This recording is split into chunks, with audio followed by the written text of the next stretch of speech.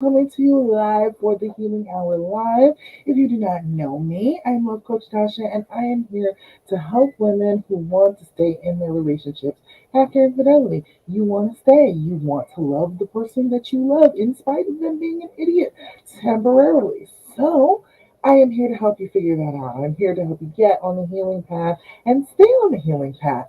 So, let me go ahead and I'm already live here in the group. Let me go ahead and go live on Instagram and introduce myself on Instagram. Hello, hello. That is Love Coach Dasha coming to you for the Healing Hour Live. We are here to work on getting past infidelity. If you are a woman who has been cheated on, you're going through a whole bunch of issues with your self esteem, issues with your mate. You want to stay, but you're just not quite sure how to do that um, because you got all this pain going on inside your head. Well, guess what? I am here to help you with that. Donna Lynn, how are you doing? Glad to see you over there on Instagram. Oh, everybody from my Love After Cheating group, I'm so glad to see you here. Everybody give me some likes, give me some hearts. Let me know that you're here. Let me know what you're up to today. I'm glad that you're here with me. So, like I said, we're going to be talking a little bit about getting on the healing path today. That's what we do every week, right here, doing the Healing Hour Live, right? We got to do this. We got to figure out how to get this done. Hey, Beth, how are you doing? I am glad to see you. Don, I'm good to see you too. I am so glad that you're here with me. I love talking to you people. I really do. Makes me so happy. This is my Thirsty Thursday. I usually don't start with that, but that's my Thirsty Thursday, is being able to be here with you. Nobody could have told me 5 years ago that I would be live talking to the whole entire world on Instagram and on Facebook. And that's what I'm doing. And it's so cool that I get to be able to talk to you. So I'm excited to be here. Thank you all for joining me. All right, so getting down to the business. What do we want to talk about today? Oh, a little bit of housekeeping, just so you know. Next week, we're going to go ahead and do the Healing Hour Live just like normal. It's the 18th, but that next Thursday is Thanksgiving. So I'm going to go ahead and call it early and let you know that I'm not going to be doing the Healing Hour Live on the 25th on Thursday, the day of Thanksgiving. But there's other stuff going on. There will be stuff going on in the group. I will be emailing you. I will be talking to you about it next week. So don't think that I'm leaving you completely alone for the entire holiday. I'm not. I am definitely going to be with you, and I got some surprises. I got some stuff lined up for you. Okay. All right. So just so you know. All right. So now let's see. Let's go to the basics. Right? What are our basics? We are trying to get past a trauma, right? That's what we're trying to do. We're out here trying to heal ourselves, trying to get to a place where we can feel loved and we can feel trusting again and we can be open and vulnerable with the person that we love because that's what love is, right? It's not policing them, it's not worrying all the time that they're doing something wrong. It is being open, being vulnerable, being loving, giving. It is not the trauma response, okay? And that is what happened when this trauma happened to you. You got a trauma response. That is totally normal, totally natural. Everybody goes through it, unless you're like a psychopath and you don't have those emotions. But most normal people do have a trauma response from being traumatized.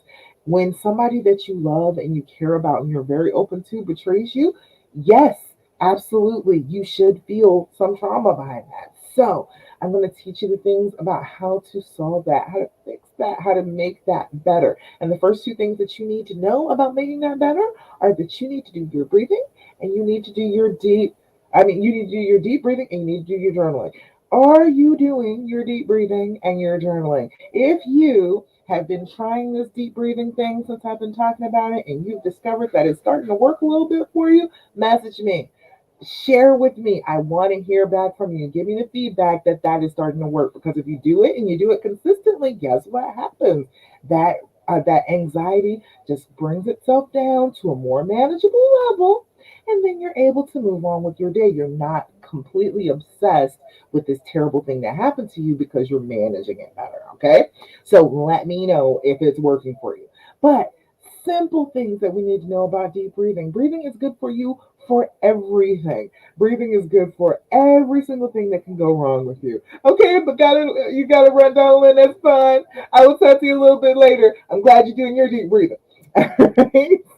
All right. So yeah, doing your deep breathing is good for everything in your body. It's good for your mind. It's good for your brain. So you need to be doing this on a regular basis. I say 5 times, 5 times a day. Okay? That needs to be something that you are practicing on a regular basis so that you remember to do it when times are hard, when you are stressing out, when you are having a bad time. You need something that you can fall back reliably on. So, doing your deep breathing is going to be the first thing that you're going to have in your arsenal. All right. So what we do is 4-7-8 breathing. There's a whole bunch of different ways to do the breathing. There is 3 components. It is exhaling, getting all of your lungs deflated so you have some space in there. It's inhaling for a certain amount of time, holding that breath, and then exhaling again. That's it. When you're holding the breath, what you're doing is giving your body an opportunity to use it. When you are anxious and you are hyperventilating, well, guess what? You don't get to use the oxygen that you breathe in. So, what we are going to do is stop and hold that breath and get that oxygen where it needs to go, like to our brain, so that we can think a little bit better, so that we're not freaking out. Okay? So, that is what we're doing with our deep breathing. We're going to do 4 inhale. We're going to hold for 7, and then we're going to blow out for 8. And we're going to start with cleansing breath, just blowing out. This is one of those things that will calm you down too. If you are you can't think of 4-7-8, you can't think of any numbers to come up with, but you are really anxious and it's starting to get to you, just blow. Just do that. Make the noise, make that whooshing sound. That is the sound of telling your brain, I am calming down. You are giving your brain that message when you do that, because you can't do that when you're all stressed out. When you're all stressed out, your body kicks into autopilot and you don't breathe like that. But when you take control of your breath and you just blow out for as long as you possibly can, you are taking back the controls. It's not just autopilot anymore. You are in control of what's going on. And so then your brain is starting to listen to you instead of its automatic fear response. Okay. So if nothing else works, make the noise, okay? But we're gonna blow out. We're gonna inhale through our nose if you can, because I got allergies and I got sinus stuff going on, so I can't really breathe through my nose very well right now. But it's okay if you breathe through your mouth. Inhale for a count of 4. You're gonna hold your breath for a count of 7, and then we're gonna blow out like we're blowing out a whole cake full of birthday candles for a count of 8. We're gonna do that 3 times in a row. Like I said, 5 times for you at home, okay? Because it works better if you do it more. But we're just doing 3 times for the sake of shortening it up. All right. All right. So we're gonna blow out. Inhale through your nose. 2, 3, 4. Hold it. 2, 3, 4, 5, 6, 7. Blow out. 2, 3, 4, 5, 6, 7, 8. Again, inhale, 2, 3, 4. Hold it, 2, 3, 4, 5, 6, 7. Blow out, 2, 3, 4, 5, 6, 7, 8. Last time, inhale, 2, 3, 4. Hold it, 2, 3, 4, 5, 6, 7. Blow out, 2, 3, 4, 5, 6, 7, and 8. Beautiful. How do you feel? How do you feel when you do the deep breathing? It should make you just a little teeny bit lightheaded. All of a sudden, when you've been really tight and you haven't been breathing deeply, getting all that oxygen up to your brain will make you feel a little tipsy for a second, but that's okay. Totally free, totally legal high, just off of oxygen. It's a beautiful thing. So it should also make you feel a little clearer. Sometimes it will make you yawn. Sometimes it will make you more tired to do that. So keep in mind, just think about how you're doing it. Hey Liz, how you doing? I'm glad you're here. Just be mindful of the breath. When you are dealing with triggers, you are dealing with stressing out about a past event. So when you are deep breathing, you can't be any more in the present than your next breath. That is as in the present as you can possibly be in the world is your inhale and exhale. That is something that's going to happen anyway, but if you're paying attention to it, you are in the moment. That is where you are. You are not stuck in the past. And taking that back, being able to say, no, I am not living back there. I am not experiencing the trauma right this second. I am okay. I am safe. I can breathe easy. That tells your brain, oh, wait a minute. Oh, okay, I guess the trauma is over. All right, she's back in control. And then it won't be so overwhelming. It will get smaller and smaller. It will not keep trying to crush you if you start to get control over it in just these very small, basic ways of your breath in and out. Doing meditation is the same thing as deep breathing. Honestly, when you're doing meditation, on television, they always say, oh, you have to clear your mind of all thoughts. Okay, that never happens. Our brains do not shut down like that. We're never just completely devoid of thought. That's not how our brains work. Okay. So what you have to understand is you're going to have thoughts and some of them are going to be negative. Whatever the thoughts, whatever it is, you allow it to come, enter your awareness like a cloud, it floats in. You can play with it a little bit. You can turn it around in your head. You can think about what it is that means to you, how you feel about it. What is your relationship to this feeling and to this thought? And then just like a cloud, it can keep on going. You just set it free. Okay. That is what meditation is. And bring yourself back to focusing on the breath. That's all you really got to do to meditate. So, if you've been doing your deep breathing, practice meditation too. Go ahead and try and take it a little step further to the point where you feel like, okay, I am able to handle having the thought in my head without it overwhelming me. And that is what you're doing when you're meditating. You're practicing holding the thought, but allowing it to pass by instead of hanging on to it and clinging to it and feeling bad because you're doing that. All right. Then we have the next thing is your journaling. You need to be doing your journaling if you have been through a trauma. It is a very important tool. It helps you get out those feelings. It helps you put them down on paper. It helps you feel better. Okay, you're getting it out of your head and down on the paper, and your brain will say, "Oh, okay, I guess we can let that go now because it's written down in the journal, and this is an important thing because she journals every day. She is journaling in the morning, she is journaling in the evening. So if she writes this down, it is going to be here. It's going to be here. It's going to be part of her life. We don't have to keep on holding on to that thought. Wouldn't it be nice if you could let go of some of those thoughts? That is the way to do it. Okay. So I want you to start if you are not journaling. All right. Let me know if you're not journaling too. If you're watching this on the replay, if you're watching it now, if you haven't been doing your journaling, I'm just going to tell you do your journal. But if you have not been doing it, let me know. If you have been doing it, it's probably helping you, isn't it?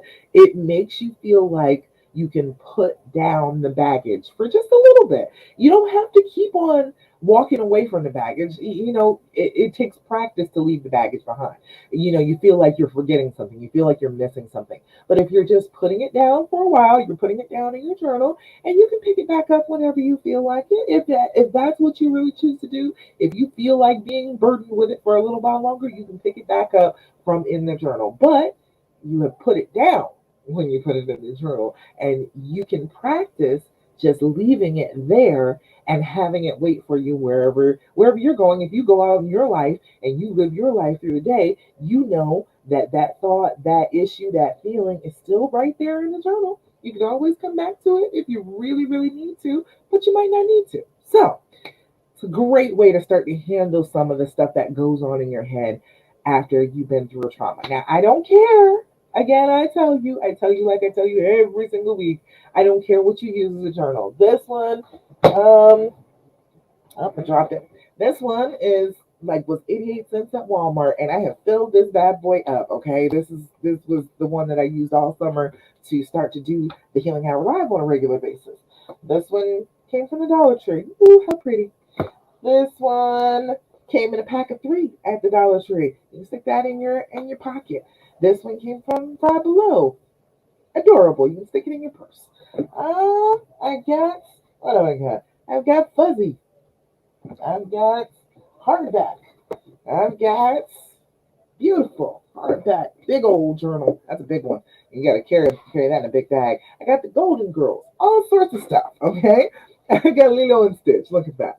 I got all sorts of journals. I love journals, as you can tell. But you can use anything. It doesn't matter what it is. It's better to use pen and paper just because when you write things down on pen and paper, it's more permanent to your brain. Although we are getting to the point where you may feel like your device is pretty permanent. But you want to have something where you can actually go back and flip through it. So, if there's any possibility that things will go wrong with your device, put it down on paper, okay? Um, right with anything, it doesn't matter what it is, just as long as it feels good to you. And this is a self-care thing. Having the journal that you like is a self care thing. That's a small thing. That is a small self care thing. If you have problems with taking care of yourself, doing things for yourself, getting yourself a cute journal is a pretty simple, just easy self care thing that you can do. Going to Office Max and trying out all the pens and figuring out what pen just feels good for you to write down your feelings in, that is a self care thing. You are taking time out to do something for you that is going to promote your healing. That's self care. So that's also a good way to handle your triggers too. You want to do some self care. So you're going to be doing your journaling. I want you to at least write in the morning and the evening when you first wake up and when you're about to go to sleep at night. When you go to bed at night, it's a download of all the information that you've had to deal with during the day, and you can let some of that stuff go and be able to sleep. In the morning, it's good for like planning, figuring out what kind of day you're going to have. Because if you plan to have a good day starting off and you write it down, more than likely you will have a good day because you have already planned it. You have put it into your brain that that is permanent. That is what's going down on the paper. So, hey, it must be a good day. And your brain will agree with you. Okay. So, lots of little tricks that you can use to try and avoid triggers. Okay. And that's just the two first things that I always tell you: breathing and journal. Make sure you're doing your date and your time and your anxiety level 0 to 10. 0 is no anxiety at all. You are fine. Everything is right with the world. 10 is I want to rip my hair out, tear my clothes off, and run screaming down the street naked. That is a 10. It's a loss of control. So chances are you won't be journaling if you're a 10. So you know that coming into it. When you go to sit down and do your journal, you're gonna be like, oh, well, I'm sitting down and I got pen in hand, so I'm not out of control. So I'm not a 10. Isn't that wonderful news?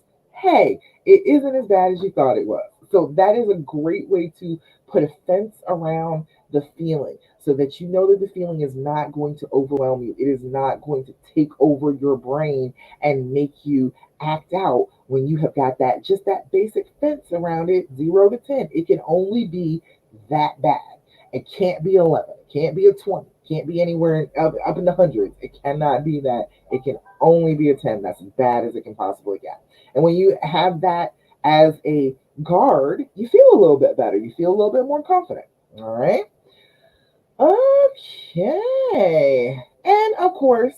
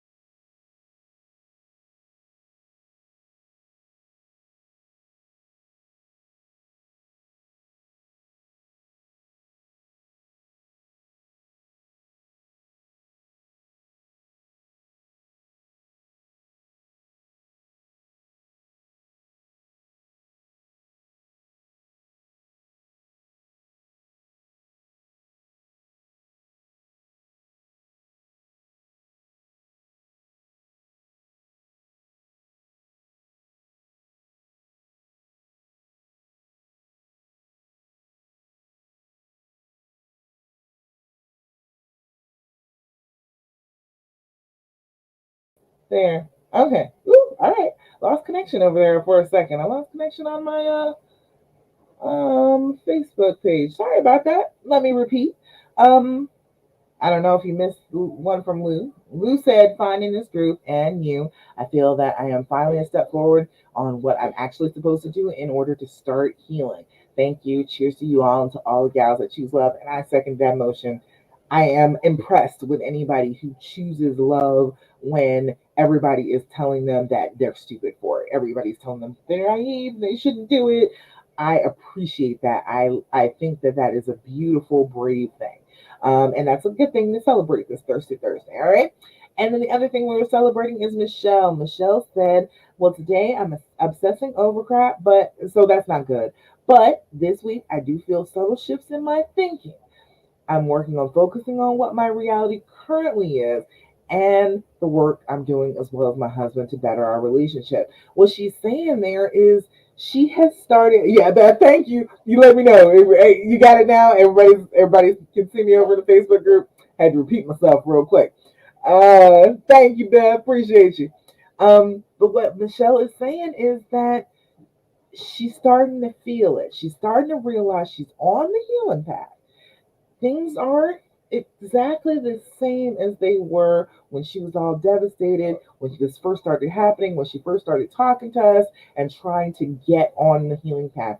It feels different and it should feel different, okay? It will start to be a little bit different in your brain. You will start to realize that you're letting go of things, that you're not clinging so tight anymore, that you're not so upset anymore, you're not so anxious anymore. So you will notice the subtle shifts. And then as you are subtly shifting, you will see that your mate is shifting too. You can't change without changing the things around you. So if you're thinking and the way you process is starting to change a bit, the way that they act is going to start to change a bit too. So just be aware of that. That is a wonderful thing. Don't freak out because that's the time when people freak out is when things are starting to go a little bit better and things are starting to shift and things are starting to go in a more positive direction. That is when your brain starts trying to freak you out and say, no, you should be afraid. You shouldn't be letting down the walls. You should be letting down the walls. You absolutely should be. Did a reel about that the other day. If you want to get to a happy, loving, contented, trusting relationship, you're going to have to let those walls down. And it's scary. Yes, it is. But it is what it is. You're going to have to do it in order to get to where you're trying to go, which is down the healing path. All right. She said that her husband is working on bettering the relationship. Yay, I'm glad to hear that for you. But like I said, that is mostly because of you. When you start to shift, when you start to be different, when you start to think a little bit differently, do a little bit differently, it makes things change around you. And that's a beautiful thing. You are in control of your destiny. Isn't that wonderful to know? All right. So, I've been chit chatting for a minute here. I do not see any questions. Do I have any questions? I have no questions. Where are you with my questions? Usually I post it the day before. And if you're not in my Facebook group, my Love After Cheating Facebook group, come join, okay? Because that's where I do just about everything. Now I put all my pictures on Instagram. You know, you'll see pictures of me and my husband. Sometimes my kids, they're not big on taking pictures with me. Apparently I'm not cool. I didn't know. So, I had teenagers found out I'm not cool at all. But that's where my like personal pictures and stuff are. But this is the Love After Cheating group is where I ask all the questions. I'm like, hey, come ask me what you want to ask me during the group. So come over to my Love After Cheating group and join my group and be here with me. Okay? Be in the group with me. That is where I always post the event for the Healing Hour Live. So in the event, there is a post saying, come on and talk to me. And then in the group itself, there's a place to say, come on, ask me your questions. So I don't have any. I posted it last night. Apparently, we've been having a good week this week, and that is a beautiful thing. I'm not going to complain about that. I'm going to complain about people having a good week. If we didn't have any questions, if we are feeling like we are on the healing path and walking it, Damn right. Okay. Don't you worry about me. I can go without some questions because I can sit here and talk about this all night without a question in the world. So let's go back to the dreams formula then. Since I said I was going to go back to that, let me come on over to the dreams formula and talk to you a little bit about that because I do try and, put a little bit of it in here every week. I think last week we were up to allowing the healing to happen. I think that's what we were doing. And then managing the future feeling, dealing with your triggers is the M, managing your future feelings. Let me go through the whole thing real quick for you. The first thing is a decision. The D of the dreams formula is decision. You have to make up your mind. You have to figure out if this is the person that's worth it for you. Is this the person who is worth healing with? You're going to have to heal either way. Okay, you're gonna have to heal from the trauma. You're gonna have to do it regardless if you stay or leave. But is this the person that you would want to heal with them, or is this the person where you feel like, no, I can't heal with them. I would not want to heal with them. They are not that person for me. All right. And that's the basics of making the decision. You have to decide if they're the person for you. Um, my husband is my person. I, he just is. He is my person. He has been my person since the first time I heard his voice. I fell deeply in love with him in like one night. He was my person. He still is my person. I accept it. I used to feel bad about it. I used to feel like ashamed of it because people try and make you feel ashamed of who you love. But screw that. Life is too short not to love who you love. Okay, it's too damn short for that. So we're not gonna do that to ourselves. Um, I feel like, as a feminist, as a feminist, I feel like that I am. I feel like we are supposed to be able to have what we want, and just because other people tell us that we shouldn't want it, that doesn't mean anything. That doesn't mean that we shouldn't go ahead and go for what we want. So I love women like you. I love women like you who are right here with me, who are like, screw that noise. I want the person that I want. I love the person that I love, and we are going to work this out. However, I got to walk down this healing path. I am going to work it out because I feel like this person is worthy of it. That's the decision. Now, if you're on the fence, I get it, but it's so much simpler if you just get off the fence, okay? It's so much simpler. You know by being on the fence that you want to stay. That's just what it is. There is a question in your mind whether you should go or not. And if that question is there, if you're like, no, I doubt that I should go, even just a little bit, go ahead and try and work it out. You're not losing anything. You are with the person that you want. You are loving on the person that you want, and you have to heal anyway. So might as well go ahead and go for it.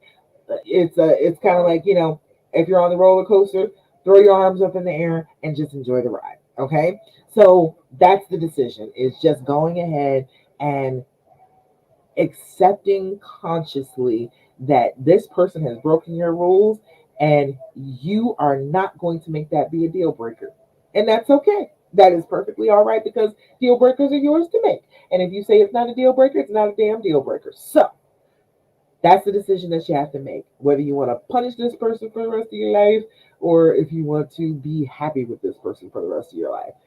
I feel like you want to be happy. So let's run with happy. All right. Then there is the R of the dreams formula, which is the recognition of fear speech. When you make this big old decision, when you make a decision like this, where you are putting your heart on the line, you are choosing somebody that you're like, I want to spend my life with this person. So I'm really putting my heart on the line. I am putting my future into this person's hands, pretty much. You are still in control of your future, but I'm putting my future into investing into this person. Now, if you are making that decision, it is frightening. And that is perfectly normal. That is perfectly okay. It is perfectly normal for you to have tons of doubtful, fearful thoughts. But you can't let them be in control of your actions. You have to recognize them, understand that that's what they are, and then surpass them, overcome them, push through them. Do not allow them to stop you because the fear wants you to stop. The fear wants you to be isolated. The fear does not want you to be with this person because it is afraid for you. That fear, that trauma reaction is afraid that something bad is going to happen to you again, and they don't want you to be with this person because of that. But the problem with that is the reaction to any and everything that hurts you.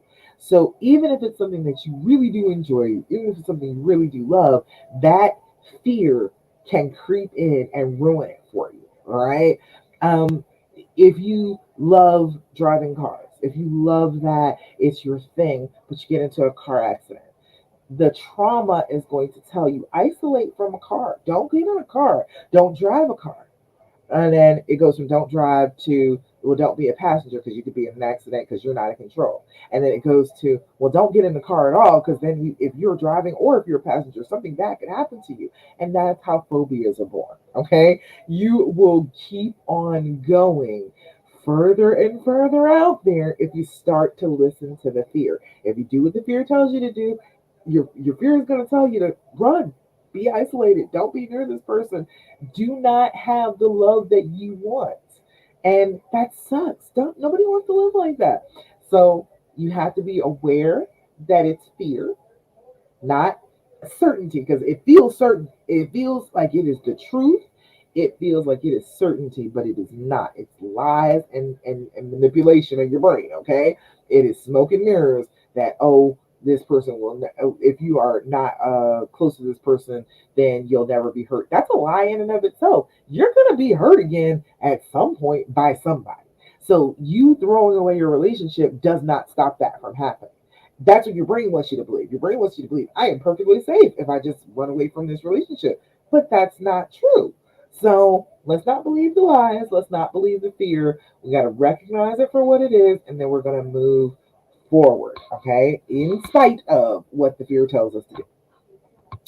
Then there is the E of the James formula, which is evaluating the why. That's one of those ones that, hey, GGB, how you doing? Over here on Instagram, how you doing? I'm just talking about the dreams formula. I'm telling you about the dreams formula. Go up through the whole thing. And let me know if you have questions, because that's why I'm talking about it, because I didn't have questions. But I can talk about this all day. So you let me know if you got questions. I'm here for you. But we're at the E of the dreams formula. The E is evaluating the why. You want to know why. You want to know what happened, what was going on that made him think that this stupid thing was the good thing to do. All right. Most of the time, it is based in pain of some sort. Okay. Most of the time, we have three reasons, three breakdowns for what exactly happened here. You got sick, you got sad, you got stupid. Okay. And stupid's not what you think. Sick is sick. I mean, what it is. I just saw somebody, I think in another group, who said that her husband had had multiple heart attacks and he is running around cheating. And she's like, what the hell is he doing? When you come face to face with your mortality by having a heart attack, guess what? You want to do things that are life affirming, and so you end up cheating. Happened a whole bunch of times. I was nurse for 20 years, worked on the floors, and saw a whole bunch of people get caught because they were sick and felt like they had to do something to affirm their life, and so they ran out and cheated. Pain. They were in pain. They were stressing, and so they did something to relieve the pain. And my husband happens to have bipolar disorder. Sometimes he does not sleep. He gets a little psychotic. He does stupid stuff. All right. There is hormones. Hormones is a big why when it comes down to like sickness, because nobody tells men how to navigate hormones. Have you ever seen somebody sit a boy down and tell him that part of the month his hormones are going to make him act a little stupid? Nobody tells them that. Okay. The same way that women are taught, okay, look, there's going to be a part of the month where you're hungry. There's going to be a part of the month where you're cramping. There's going to be a part of the month where you're gaining water weight. There's going to be a part of the month where you are just going to want to kill everybody. We get told that. We get some warning. They do not get that. Think about it. Do you have boys? Do you have a little boy? Did you ever tell him that his hormones were going to be crazy? Probably not, because we kind of dismiss that. We kind of act like men don't have hormones just like we do, but they do. And their hormones go in cycles just like ours do. So, again, sickness that they don't even know that they have. all sorts of things going on, mental health issues, physical health issues, but sickness in some sort of way. That is one reason. Then we've got sadness, which is a loss of some kind. Lots and lots of people have been going through losses in the last 18 months. Okay, we have been living through a worldwide pandemic. Yeah, we're gonna have some losses. People feel like they lost a ton right now. People feel like they lost their entire way of life. People feel like they lost people that lost their job, lost their like guys especially lost their masculinity because if they don't have a job then they're not a man because that's what the stupid stuff that's told to them. So all sorts of loss can cause it.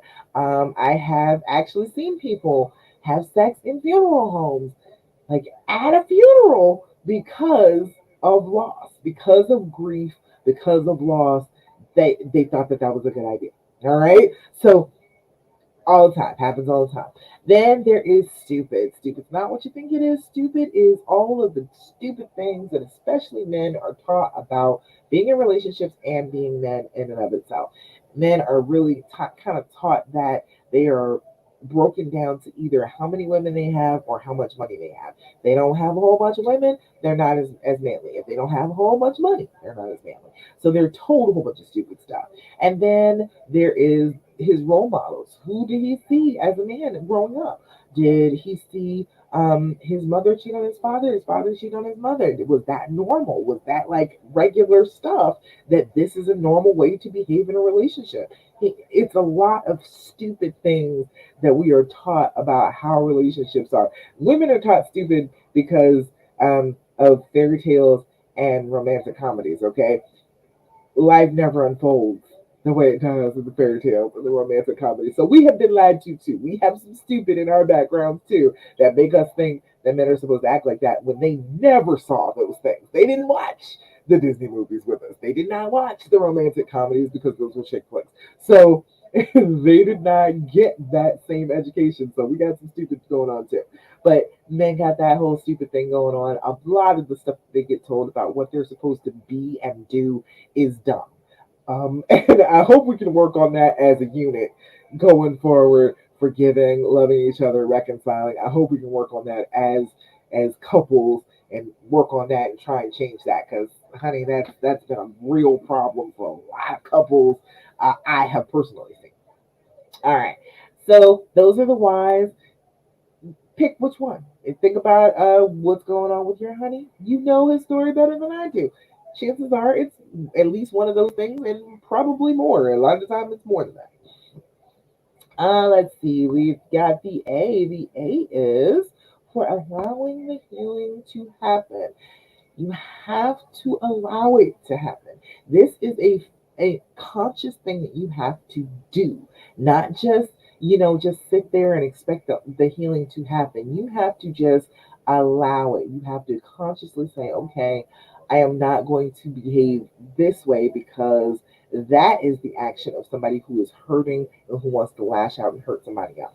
All right, so I have to choose a different course of action. So you have to allow that to happen when they are doing the right things. You have to allow yourself to trust them and enjoy that they're doing the right thing instead of thinking that something terrible is going to go wrong just because they're doing the right things.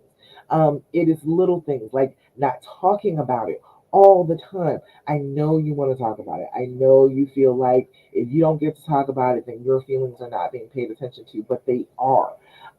You're just wearing him out mentally, continuing to talk about it. Because let me tell you, if you were on the other side, if it were you, you would not want your mate to keep on bringing up, you did me wrong. You did me wrong, and I'm mad at you, and I'm going to keep bringing it up and throw it in your face.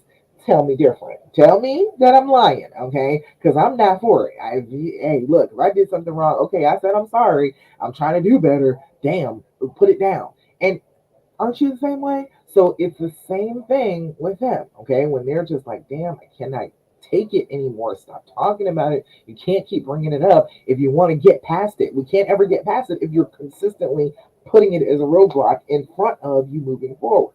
So you're going to have to start letting it go. You're going to have to start moving forward, releasing, accepting that you have made this decision and now you have to act like it. Now you have to act like what you have decided. You have decided to stay. you're not going to be miserable for the rest of your life, right? That's not what you want. You don't want to stay in this relationship and be just feeling like, oh my God, I wish I had never done this. I just want to be happy again. I'm so miserable with this person. You don't want to do that. So, what you have to do is act like a person who is healed. And a person who is healed does not keep on bringing up terrible things that have happened.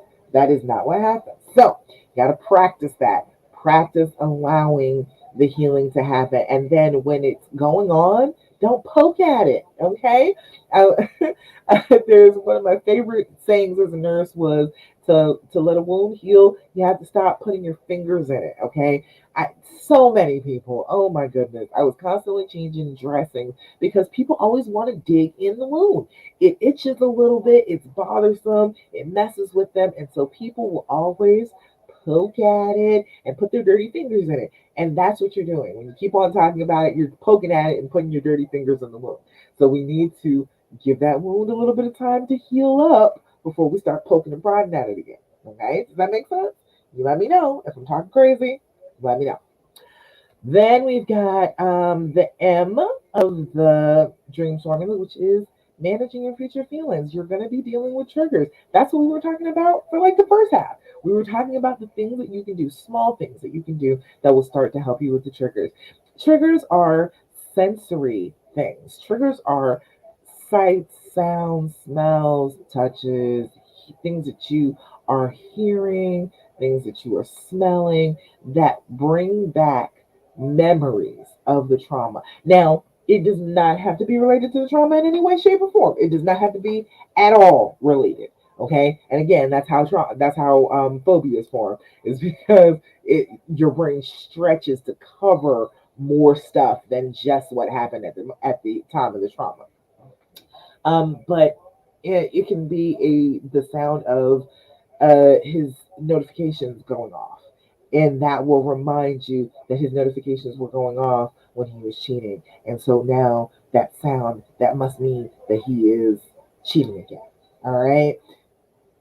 Triggers don't go away when you avoid them. That's the main thing you need to know about triggers. You can try and run from them all you want to, but they are very persistent and they will change the way your brain functions. So if you keep running from a trigger, you are training your brain that you are supposed to be afraid of that thing. And so then again, like I said before with phobias, it will get bigger and bigger and bigger in your head. There will be more and more things that you are afraid of. You will start associating things that didn't have anything to do with the notifications going off. Okay. So you have to face what the trigger is. You have to just feel the emotion, understand where it came from, try and figure out which sense is it. Is it my hearing? Is it my sight? Is it my touch? Did I touch something that felt sticky? And the last time it was something sticky, it was because he was cheating. Did I see something that was the same color blue as her car? Did I um, did I smell her perfume? Did I see or feel her hair somewhere in the vicinity, or something that felt like her hair in the vicinity? That is what triggers are. So you got to figure out what the sense is first. Figure out what it is that you're the input that is giving you the trigger, and then sit with it for a second. What happens with the triggers is it feels bad, so we try and push it down. We try and push it away and make it so that we're not feeling that. And you don't have to do that. You can just welcome that feeling. And I recommend that. Know that you're feeling the feeling. Open your arms, welcome it, hug it to your chest. Tell yourself that yes, this feeling is bad. This is terrible. I am so sorry you had to go through that. But this is not my whole life. This is not the rest of my life. So once I give this feeling a hug, I'm going to release it and I'm going to let it go. All right. Does that make sense? So you just bring it in, touch it, understand it, try and figure out where it came from, try and just understand what the feeling was, and then you're able to let it go. Just trying to push it away does not work. All right. Just your big said, how do you know when you are healed enough to bring it up again? Ooh, is there a safe time frame? Well, see, the thing is, if you're healed enough, you're not going to want to bring it up again. So that's the catch 22 about it. I right now I can talk about it to my husband with absolutely no problem. I don't have any pain, and he doesn't get all touchy and anxious about it. But that took time. That took some good years before he was able to talk to me about it without him getting upset. Because after a while, I wasn't as upset, but he would get upset that I was bringing it up. Um, I could bring it up to him because I talk about this all the time, so I can bring it up to him, but I try not to. You're not living in the past. You don't want to do that. You don't want to go back into the past where you're talking about pain, and you're not gonna get. Uh, all right, you have a certain level of understanding where you are right now. You may in the future, like every now and again, it may pop up naturally. And when it does that, it's perfectly okay to go ahead and talk about it, but just don't run it into the ground. Sometimes it will pop up. Sometimes he will just say something that you're like, oh, damn, that is a piece of the puzzle. That was something that I didn't know that I wanted to know. Sometimes it's something that you already did know, but trauma made you forget it. A lot of these questions you probably have to bring up, you probably already asked before, and your memory is not allowing you to do it because the trauma affects your memory. It affects short term memory. It makes it so you don't remember that you talked about these things already. So you think that you have questions, but then later on you'll find out that they're not. So you could give it. I would give it a couple years, honestly, if you're gonna go for a time frame before you want to try and bring it up again. But honestly, if things are going okay, if you have let it go, if you've let it be in the past. So if you're letting it go and it's in the past, then you're not being triggered by it all the time. You may have some triggers that pop up. That does happen. But instead of bringing it up to him, you can deal with that trigger because you've learned how to handle the triggers and recognize the triggers and not freak out and throw it in his face again. And so a lot of the time you can self-soothe and get yourself to calm down without actually having to bring it up to him at all anymore. Um, just think about how long would it be? How long would be okay to keep on bringing up something you did wrong? See, I always bring it back to that. Nobody ever answers me though. It's so funny. It stops the conversation, but I don't think anybody ever answers. What would you feel like if it's 2 years later and he goes back and says, "Hey, what about that time you did X, Y, and Z? And I was hurt by that, and I was upset by that." Like, you're not gonna want to hear that. You're not. And I know we all want to say that we're gonna be so understanding and we would just listen if our mate had anything negative to say about our past behavior. We would just take it. No, you wouldn't. Okay. I've been doing this for 10 years. I've been working with women for 10 years, you wouldn't like it. Okay? So try and let it be that once you move past, once you have gotten to this point, you can actually close that chapter. You can actually move forward. And that's managing your future feelings. That's what that M is for, is managing when a trigger pops up without starting this whole thing all over again with your mate, just dealing with the trigger in and of itself instead of going to them and blaming them and trying to make them fix it for you and then being mad at them because it happened in the first place. You don't need to do all that. That's too much. It's too much to have to go through. You can just handle it yourself, calm yourself on down, and keep moving forward. So that's my answer to that. You got to manage those future feelings. All right. So let's see. What's the last part? The last part of the James formula is the S. The S is support. Right? You need support. You don't need people who are constantly telling you you're so stupid for being with the person that you love. You do not need that. Okay. And you have to be the one to stand up to people like that. And which is great though, which is actually a great thing because when you decide this is what you wanted and you start moving forward and people start saying negative things about you, you get a real good self-esteem boost by looking at them and saying, hey, you're supposed to be on my side. You're trying to be on my side. I understand that that's what you're trying to do by telling me that I should leave. But my side is I want to stay. If you're trying to support me, be on my side. Do what I am trying to do. Assist me with that if you want to give me some advice. If you don't want to give me advice based on what I am doing right now, you can skip it then. You don't need to share anything other than support and constructive advice on how I can get to a better place in my relationship. Okay. So you got to be able to stand up for yourself. And that's something that you can practice and get really good at doing this. Okay. I practiced real hard standing up for myself when I made the decision to go ahead and stay. And I have never regretted that. Never regretted just being able to say to people, hey, look, if you're not going to be in my corner, then you got to go. If you're not going to be a help, you're going to be a hindrance. And if you're a hindrance, get out of the way. All right. So if you're going to get somebody, make sure there's somebody who is going to be on your side. Um, Anybody in your family, I would avoid telling because, and in their family, because people hold grudges for stuff that didn't even happen to them. Okay, a lot of the time they're gonna hold your family's gonna hold a grudge against him, and his family may hold a grudge against you for all of this happening. There's no need to tell them if you can possibly avoid it. If it you haven't already, don't. It's probably not a great idea because they're gonna take sides, and then you have to take sides against your family to maintain the relationship. And you don't need to even do that. You don't even need to start it by letting them know what's going on in the first place. Um, and then there's like professional support. Of course, you can go to therapy, but therapy is a lot of talking about the trauma. And the thing is, when you talk about trauma, you re traumatize yourself. So you have to get a therapist who is going to be pushing you to move forward. And I know that most women don't want to hear that. Most women, I just saw in a group earlier today, a woman was like, I need a therapist who is not going to tell me to let it go.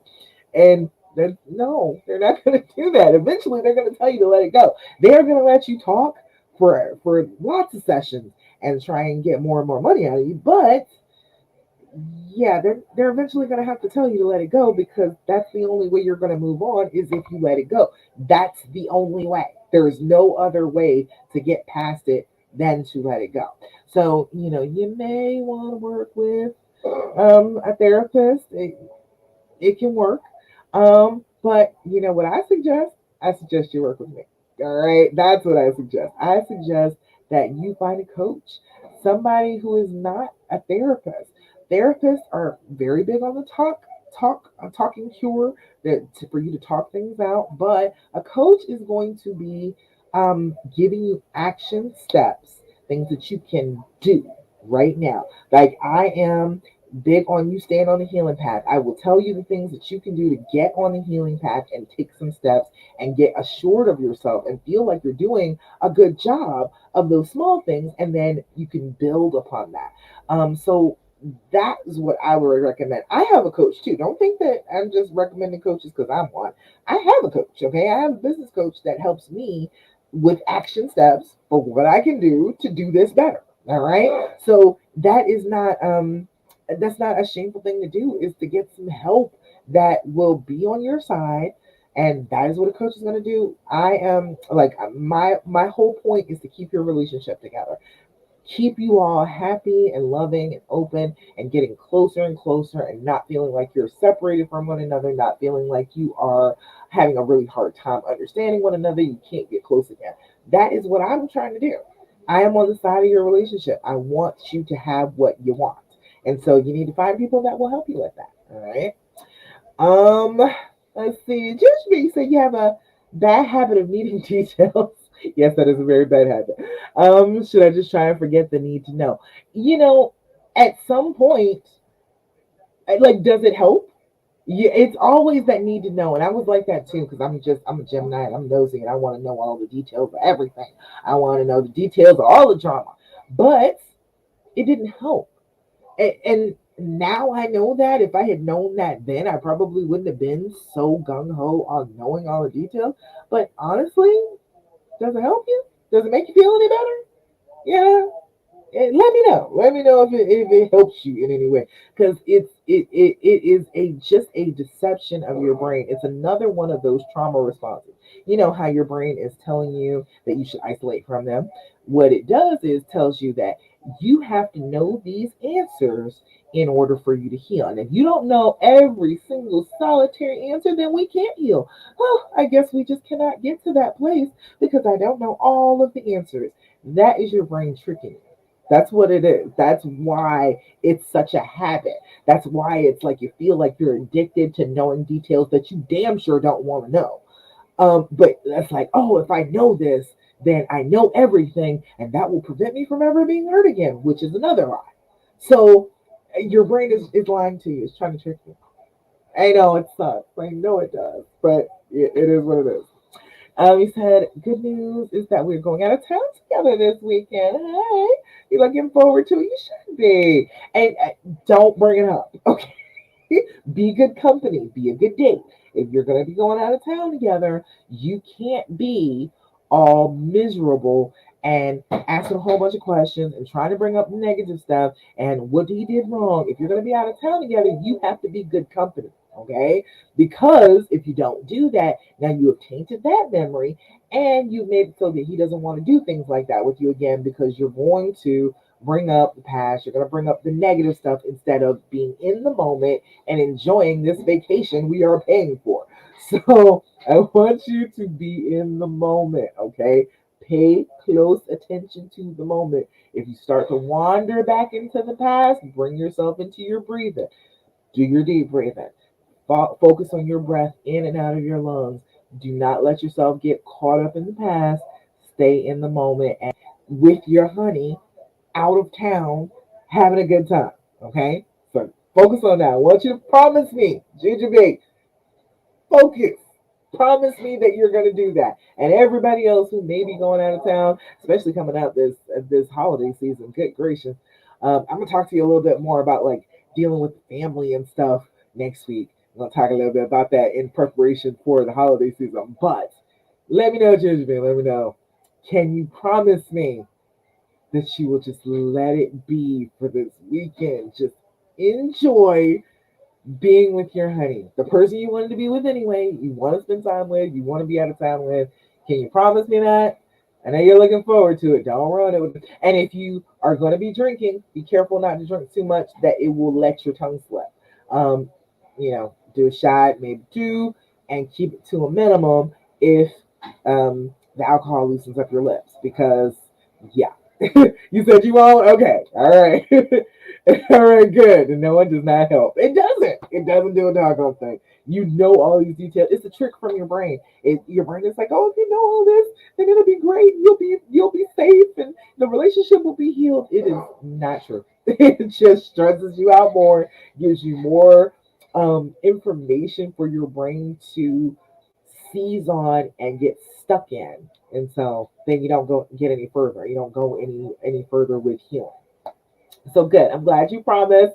I will let it go with that. Now, I got a promise out of Juju not to go on this trip and be tripping. Okay. So I'm excited about that. Good job. Good job. I'm gonna check back with you next week when I come back for